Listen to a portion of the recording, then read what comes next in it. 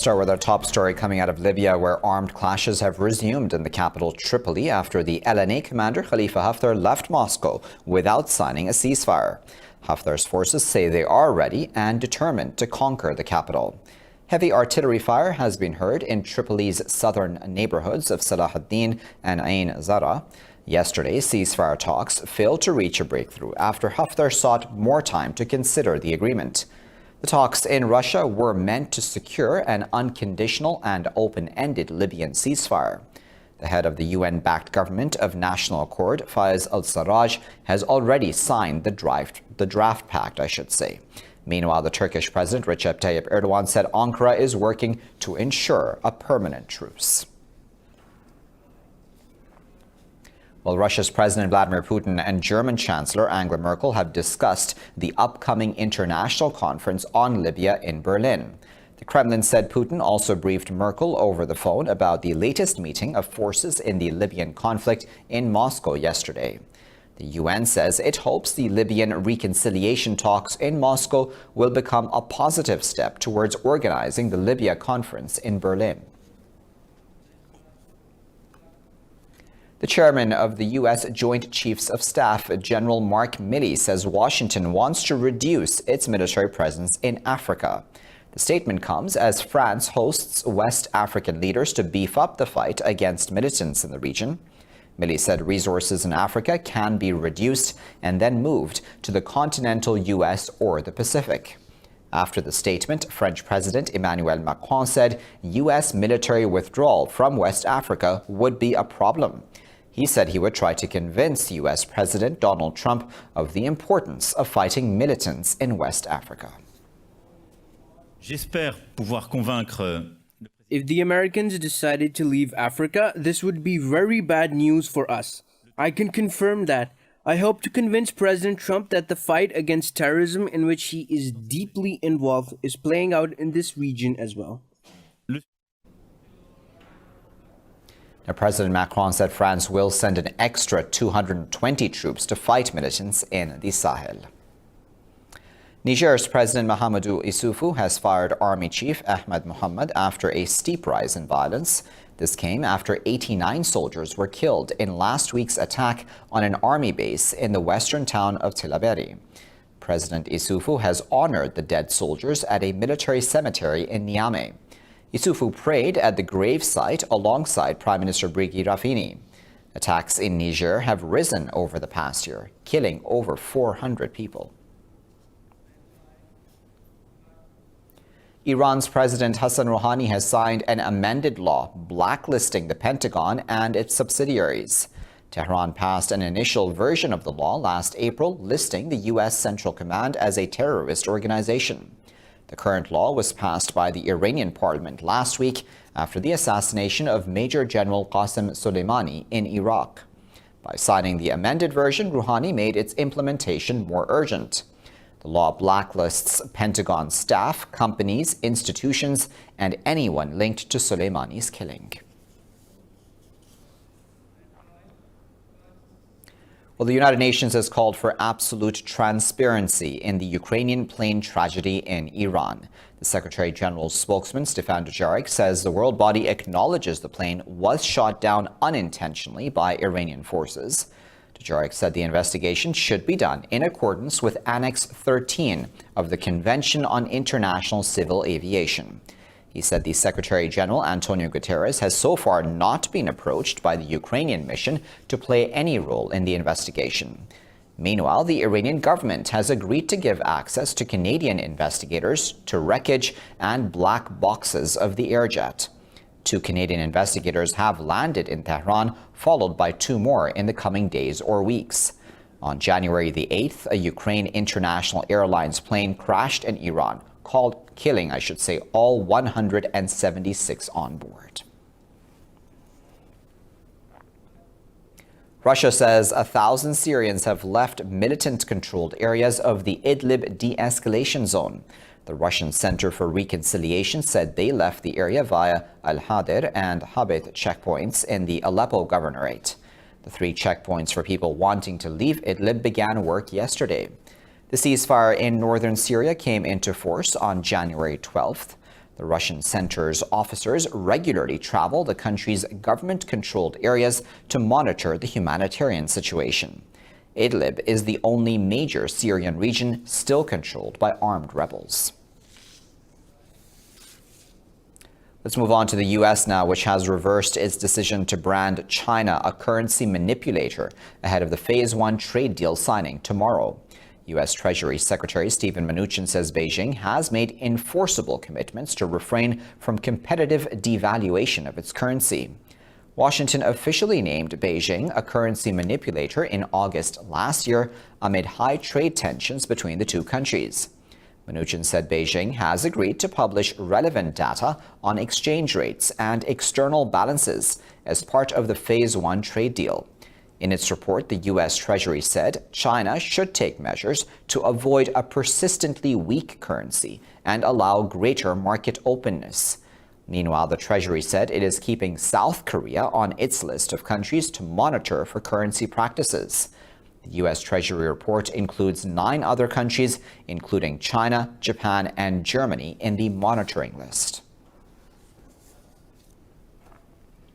Russia says the American IndoPacific strategy is destructive because it divides countries of the region into interest groups.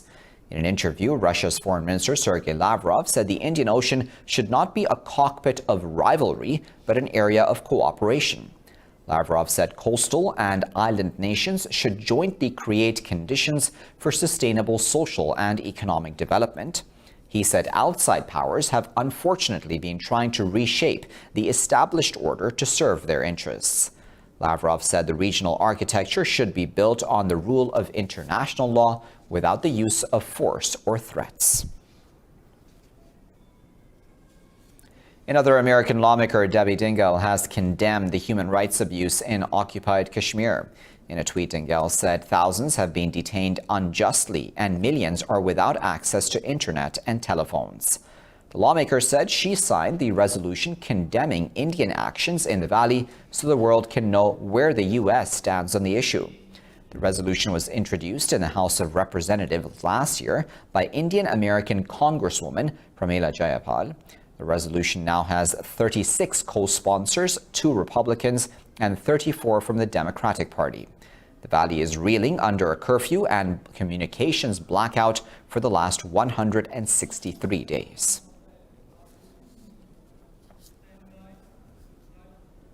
Microsoft CEO Satya Nadella has expressed distress over the Indian government's controversial Citizenship Act. New Delhi has passed the act for people from only select religious communities. Speaking at an event, Nadella said he thinks what is happening is sad, primarily for someone who grew up there. Meanwhile, a group of U.S. human rights lawyers of South Asian descent has said India is abandoning fundamental rights. The group said India has not been able to keep its minorities safe, and violence against marginalized communities have become commonplace. It said U.S. lawmakers must raise their voice and take action by condemning the new citizenship law. Pakistan's Foreign Minister Shah Mahmood Qureshi has arrived in Oman's capital, Muscat. He is there to condole the royal family over the demise of Sultan Qaboos bin Saeed. Pakistan's envoy to the country, Ehsan Khan, and officials of the Omani Foreign Ministry received him at the airport. The foreign minister earlier visited Iran and Saudi Arabia in order to diffuse tensions in the Middle East. During his visit, he met Iranian President Hassan Rouhani and his Saudi counterpart, Faisal bin Farhan Al Saud. Well, the death toll in floods, landslides, and avalanches caused by heavy rains and snowfall in Pakistan has risen to 45. The Provincial Disaster Management Authority says at least 21 people died in weather-related incidents across Balochistan province. Officials say 17 people have died in Azad Kashmir and 7 in Punjab over the past 24 hours. They say landslides have damaged over 24 houses, some shops, and a mosque in Azad Kashmir and Balochistan.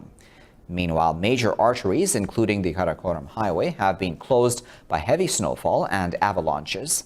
The harsh weather has cut off the northern city of Chitral from the rest of Khyber Pakhtunkhwa province.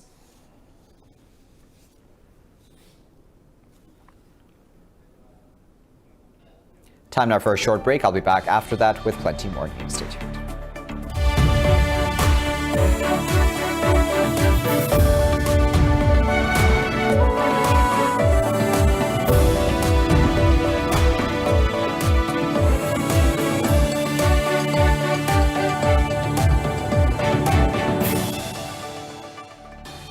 Let's begin this segment of the bulletin. In Peru, police have detained over 100 Venezuelans at a hotel spa in the Lima area, seizing firearms and narcotics. Authorities say the hotel was being used as a base for criminal rackets.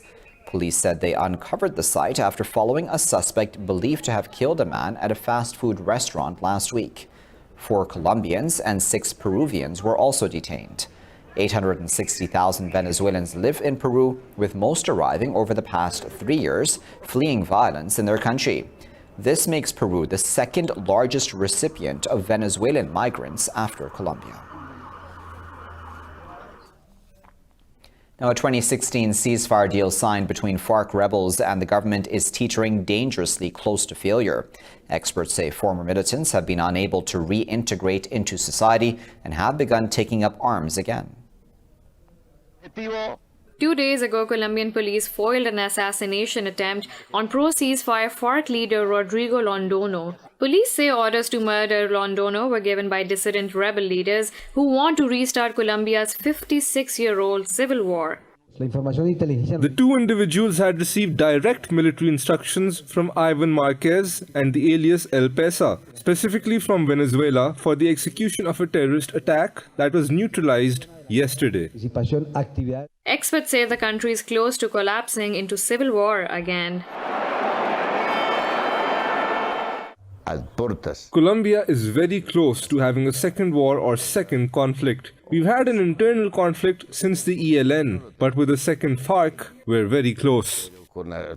Kidnapping and drug trafficking, FARC's main sources of funding, are also on the rise once more. The insurgency in Colombia has killed 260,000 people and displaced millions. On to Britain now, where the Queen has agreed on a period of transition in which the Duke and Duchess of Sussex will spend time in Canada and the UK. The Queen said she is supportive of their desire for a new role, but would have preferred for them to remain full-time working royals. She said the royal family respects and understands their wish to live a more independent life. On Wednesday, Harry and Meghan said they want to step back as senior royals.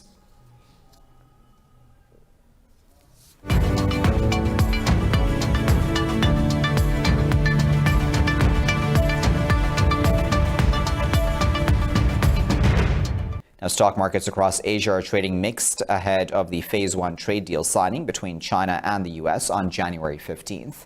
Investor sentiments have improved as stocks register fresh rallies earlier in the day, but leveled off later. The Nikkei 225 is trading 0.75% higher after SoftBank stocks rose over 3%. Seoul's Kospi has gained nearly 0.5% on global trade optimism. The Shanghai Composite and Hong Kong's Hang Seng are trading fractionally lower.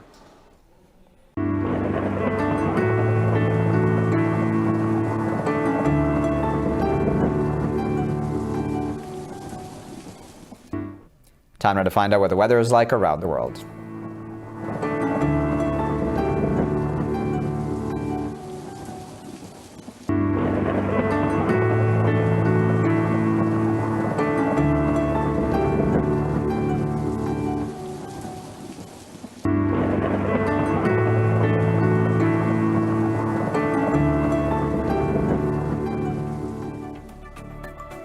And that's all from me for the moment. Thank you very much for watching this bulletin here on Indus News.